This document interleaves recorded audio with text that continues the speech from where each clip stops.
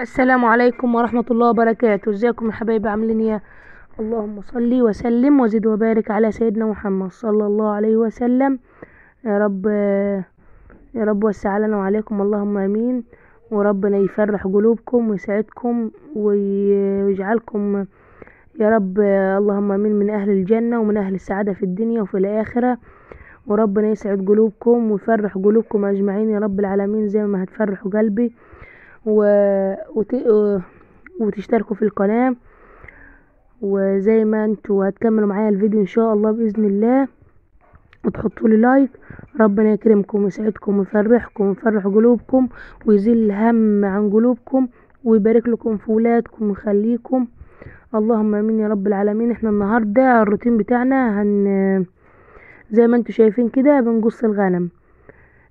طلعنا على السطح وجبنا المقص زي ما انتوا شايفين كده، ويوسف ابني ماسك الغنمة لسيدو وسيدو ما يقصها زي ما انتوا شايفين كده بالمقص، وهنقصها لحد ما تخليش فيها صوف خالص. طبعا اللي عايز يقص المفروض يقص في الحرارة، بس الوقت دلوقتي برد كده وشتاء، بس هم ما يقصوهم عشان ايه؟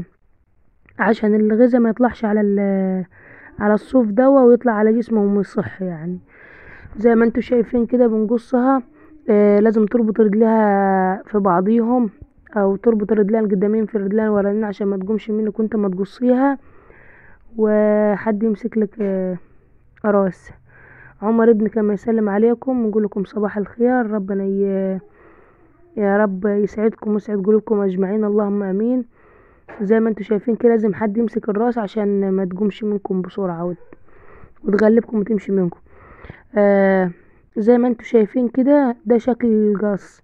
هتمسكيها حتة حتة وتقصيها لحد ما تزيل الصوف كله من على جسمها، وبعد كده هوتي هتفك الجيد اللي انت مربطه لها رجليها وتسيبيها.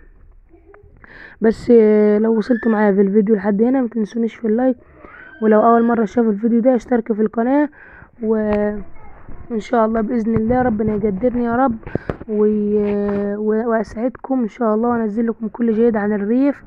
وربنا يا رب يفرح قلوبكم ويسعدكم اجمعين، اللهم امين يا رب العالمين، زي ما تسعدوني. وان شاء الله باذن الله آه، زي ما انتوا شايفين كده انا نزلت تحت جبت شويه ربيع للغنمات. جبت لهم ب10 جنيه ربيع وحطيت لهم يفطروا. زي ما انتوا شايفين كده احنا بعد ما خلصناهم قص شكلهم الصراحة يضحك. ومهرمحوا خايفين طبعا، لان لما قصوا خايفين من الناس وكده. ده شكل الغنمات بعد ما قصناهم، وهم هنا كانوا بيفطروا. هو جدي واحد والباقيين غنم. احنا بنجيبهم وبنسمنهم وبنبيعهم يعني على العيد ونذبح منهم. احنا هنا دخلنا عند الفروجات عشان نفطرهم، فتحت لهم الباب طلعوا من العشة، ما نبقى حابسينهم عشان خاطر الدنيا الجو يعني برد، ومحط لهم شوية اكل ياكلوا، شوية عيش على شوية بواقي اكل يعني، وبحطهم لهم. زي ما انتوا شايفين كده ما يقولوا نوع الفراخ اللي هي الزرقة دي حلوة عن الفراخ الحمرا البلدي دي. هم كلهم بلدي. فلتوا من جماعة من الأوضة اللي هم فيها وداروا على السطح كله، ومش قادرة أسيطر عليهم، كلهم ما يرمحوا ورا بعضيهم. زي ما انتوا شايفين ده شكل الطيور بتاعتنا بنفطرها.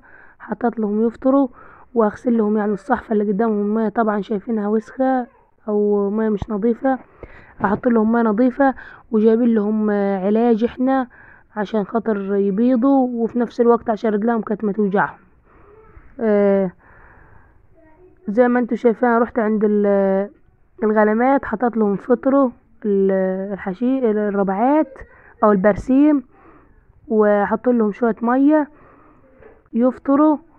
وكنست لهم السطح يعني من مكان الشعر والقص اللي احنا كنا بنقصه ده ومكان الصوف، بس عند الفروجات لسه كنست. بس فصلت الفيديو معاكم.